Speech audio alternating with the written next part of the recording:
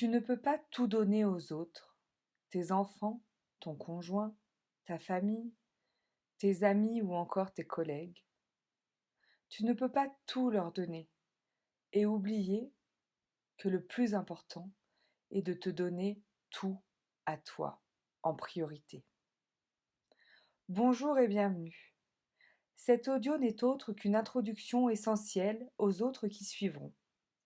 Si tu veux comprendre ma démarche et te lancer toi aussi dans ce beau challenge 21 jours de méditation pour aimer ton corps, tu dois comprendre qui je suis et pourquoi je fais cela.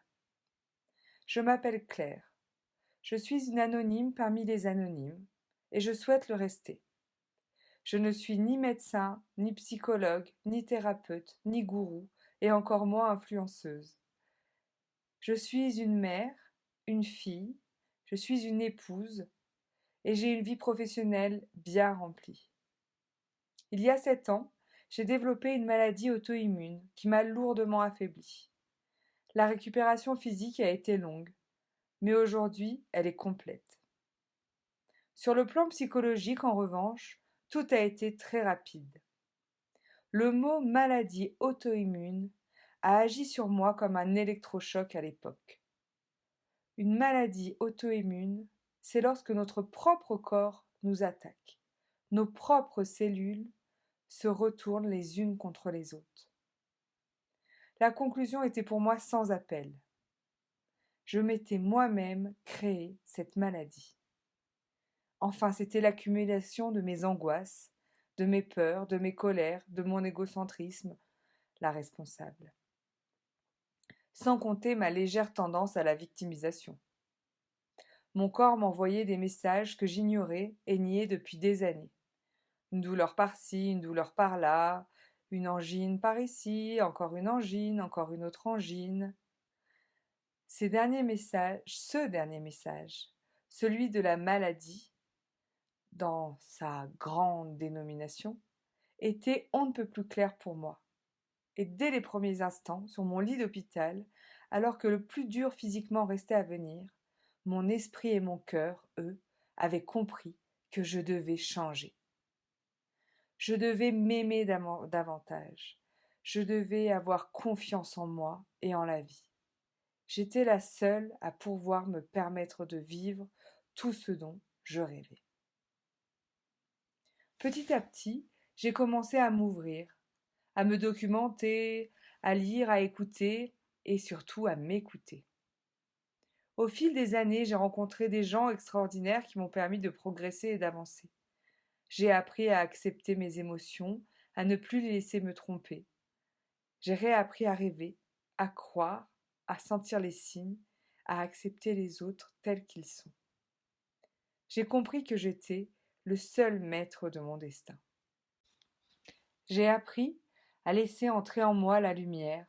J'ai appris à accepter que je n'avais pas à être parfaite, que je n'avais pas à être forte tous les jours, et que je n'avais pas à rejeter les peurs et les angoisses qui m'assaillaient, mais au contraire, à les accepter, à les comprendre. J'ai appris également à ressentir au plus profond de moi les bienfaits de tous ces changements sur ma vie et celle de mon entourage. J'ai découvert les bienfaits de la méditation. J'ai également découvert que je n'avais pas à devenir une sainte, une experte ou une ermite pour laisser entrer un peu de spiritualité dans ma vie. Depuis plusieurs années, j'essaie de soigner et d'embellir mon âme. Et c'est bien là le problème. J'essaie de m'aimer du mieux que je peux. Alors oui, j'ai évolué, mais parfois j'ai l'impression d'être la pire des hypocrites, car je ne fais que la moitié du job. Je vais donc être honnête et te révéler la raison qui me pousse aujourd'hui à me lancer ce challenge. Cela fait 7 ans que je travaille sur moi. Mon âme rayonne, mais lorsque je croise un miroir, je détourne le regard de l'image qu'il me renvoie de mon corps. Il y a quelques semaines, j'ai même dit Burk à voix haute en regardant mon reflet. À ce moment-là, j'ai sursauté. Ce Burk m'a profondément choquée. Quelle violence dans ce petit mot! Comment puis-je prôner l'amour de soi, l'amour universel, et dire Burk à mon corps? Comment aimer mon âme, mon moi profond, et mépriser mon corps? L'un ne va pas sans l'autre. Aimer son âme et ne pas aimer son corps, c'est comme aimer la terre sur laquelle on vit, mais ne pas aimer le ciel au-dessus de nos têtes. Ça ne peut pas marcher, ça n'a pas de sens. C'est un tout. Et puis en regardant autour de moi, j'ai réalisé que la majorité des personnes de mon entourage, peu importe leur degré d'éveil spirituel, avaient un problème, ou plusieurs, avec leur corps. Soit esthétique, trop gros, trop maigre, pas assez musclé, soit physiologique, douleurs chroniques, grande fatigue, insomnie, maladie.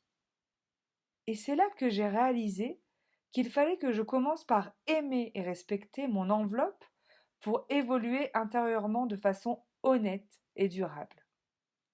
J'ai donc pensé à un cycle de méditation centré principalement sur le corps. Et si d'autres veulent se joindre à moi, ce serait pour moi un honneur.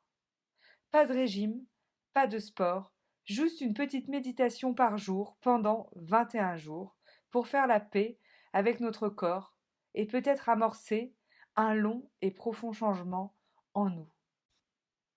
Et nous donner au quotidien l'envie de choyer et d'aimer cette enveloppe corporelle qui est notre pilier. Demain, le printemps commence. Le printemps, c'est le renouveau. Je crois que c'est une date idéale pour commencer un nouveau cycle, un cycle de 21 jours qui entrera en nous pour toujours. À demain!